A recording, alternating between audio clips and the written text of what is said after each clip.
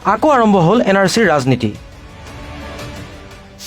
বিদেশীমুক্ত NRC বিচাৰিছে BJP চৰকাৰে। 1200 কোটি টকাৰ খৰচ একো ডাঙৰ কথা নহয়। পাঠশালাৰ বজালিত ৰাজ্যিক বিজেপিৰ সভাপতি ৰঞ্জিত দাসৰ ওলোটা খৰ।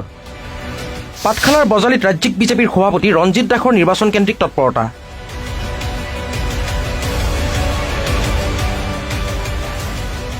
অসম চুক্তিৰ 6 নং দফা সন্দৰ্ভত কংগ্ৰেছৰ গভীৰ ষড়যন্ত্ৰ থকা বুলি কটাক্ষ কৰে শতিকাৰ প্ৰাচীন দলটোক।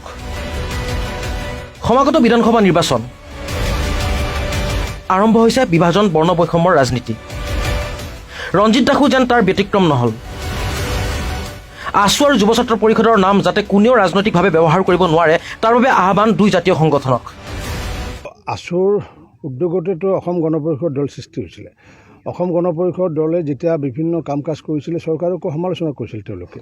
গতিকে আজি তেওঁলোকে বিভিন্ন দল সংগঠনক সমালোচনা কৰে বা বিভিন্ন দল সংগঠনক বিভিন্ন পৰামৰ্শ দিয়ে। আগন্তুক দিনত এই সংগঠনটোকো যাতে বিভিন্ন তেওঁলোকে বেয়া কাম কৰিলে যাতে প্ৰতিবাদ কৰে সেই ব্যৱস্থাটো থাকিব লাগিব।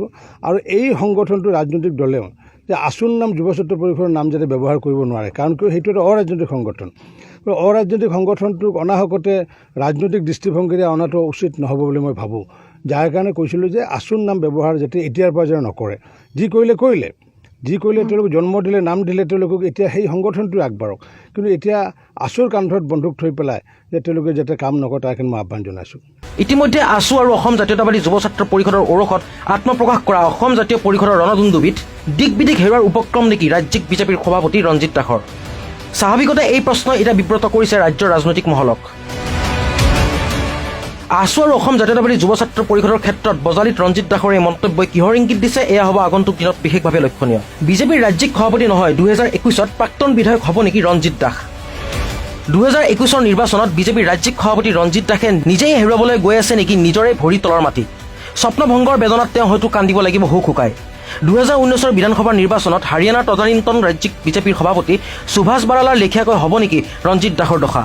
হাৰিয়ানাৰ যোৱাটো নিৰ্বাচনত বাৰুকৈ মুখ ঠেকেচা খাইছিল এইগৰাকী বাৰালাই, কিয়নো বিষয় সন্দৰ্ভত ৰাফ্টাৰ 7 নিউজৰ হাতত আছে এক বিস্ফোৰক তথ্য অনুসৰি 2016ৰ বিধানসভা নিৰ্বাচনত ফৰভোগ সমষ্টিত ৰঞ্জিত দাসে লাভ কৰিছিল 56,454টা ভোট।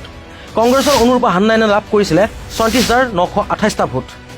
CPIMৰ মনোৰঞ্জন তালুকদাৰে লাভ কৰিছিলে 29,082টা ভোট। AIDUFৰ শামছুল হকে লাভ কৰিছিলে 17,504টা ভোট।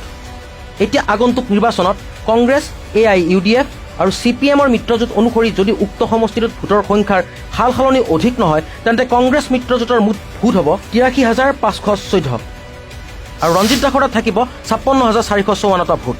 এতিয়া ৰাজ্যিক বিজেপিৰ সভাপতি মহোদয়, উক্ত তথ্যৰ পৰা আগন্তুক নিৰ্বাচনত সৰভোগ সমষ্টি যে আপোনাৰ বাবে এক প্ৰত্যাহ্বান হ'ব সেয়া নিশ্চিত। NRC উন্নীতকৰণ, অসম চুক্তিক লৈ আপোনাৰ এই ৰাজনীতি ক্ৰমে বিফল হোৱাৰ দিশত। পাঠশালাৰ পৰা বঞ্জিত পাটগিৰিৰ সহযোগত news desk report, rafter 7 news.